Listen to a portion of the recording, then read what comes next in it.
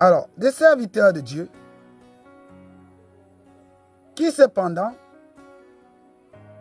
ne peuvent pas démontrer où se trouve leur patron et qui n'arrivent pas à reconnaître que s'ils sont serviteurs de Dieu imaginaire, tout le monde peut se faire librement un Dieu imaginaire. Il suffit juste de dire « je suis serviteur de Dieu » et puis c'est parti. Sur prétexte peut-être qu'on a fait la théologie en autre. Et véritablement, est-ce que c'est même sérieux? C'est à cause de telles choses qu'on arrive à emprisonner la vérité manifestée réellement et encourager des adeptes du mensonge. Ce sont ces mêmes serviteurs de Dieu-là, religieusement parlant, ou encore diplomatiquement parlant, ou encore endoctrinisement parlant, qui ensuite conditionnent la parole qui, elle est Dieu dans les hommes, en son universalité en tout temps. Pourquoi ils ne sont pas capables de reconnaître que s'il y a des hommes qui les ont suivis pendant une période, par un soi-disant X, une puissance Dieu imaginaire en eux, auquel ils servent, mais entre-temps ils ont une formation théologienne qui était donnée par les hommes, ou bien psychologie qui était donnée par les hommes, ou philosophie qui était donnée par les hommes.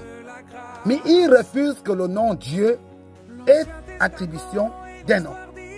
Et de telles personnes, on les soutient dans les hautes institutions juridiques, des hautes institutions mondiales, des hautes institutions intellectuelles et d'éclairage de la parole dans les juridictions.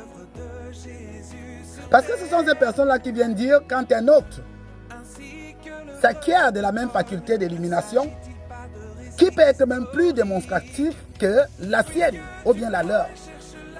Ils vont ainsi encourager le conditionnellement de ces derniers pour la favorisation de la bêtise qui est ainsi la contre-inverse de la réalité et de la vérité dont l'homme est censé savoir. Tu es serviteur de Dieu et tu t'appelles pasteur. Dieu est un pasteur qui s'appelle Dieu. Le nom que vous l'avez attribué, c'est Dieu. Alors, est-ce que ce Dieu-là s'appelle pasteur? S'appelle prêtre? S'appelle théologien? S'appelle le procureur? Pas du tout. Pas du tout. Il s'appelle parole. Essence universelle et arc-en-ciel dans tous les organigrammes vitaux et énergétiques de communication d'une et intellectualisme libre. Il faut arrêter d'induire les gens en erreur. Il faut arrêter de vouloir que les gens vous suivent dans votre bêtise lorsqu'ils se sont réveillés. Donc maintenant, pour parler, on doit faire de la théologie. Maintenant, pour véhiculer ce dont on reçoit en soi, comme télécommunication télépathique intérieure, et la communiquer pour X ou bien en soi, pour la manifester, il faut vous demander l'accord de le faire. Il faut ainsi rentrer dans un moule qui ne respecte même pas aucune norme naturelle des choses naturelles. Parce que lorsque c'est un pasteur, on acclame. Lorsque c'est un bishop, on acclame. Mais est-ce que Dieu est bishop? Donc le serviteur de Dieu s'appelle bishop. Le serviteur de Dieu s'appelle pasteur. Alors que même la Bible qu'on dit c'est dedans que Dieu vit, vu que c'est ça demeure, c'est les livres. Alors par conséquent, ceci est quand même typographié dans ces documents que Dieu est esprit et vie. Ça veut dire corps, parole, sonore et manifestation dans un corps symbolique, organique, physique. Je ne sais pas si je lis mal, mais j'ai quand même pu lire avec mon petit niveau intellectuel que vous m'avez donné, tant dans le catholicisme, tant dans les doctrinales d'éveil, tant même dans les jugements tribunaux.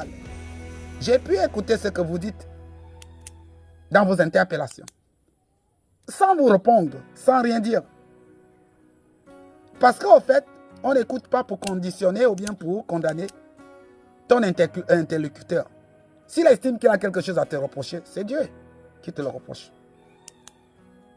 Alors, à toi d'avoir l'obéissance d'un serviteur de Dieu en tant qu'enfant et de reconnaître que là, peut-être, j'ai été un peu trop fort. Le temps n'est pas encore venu. Parce que c'est le temps qui est maître de toutes les facultés.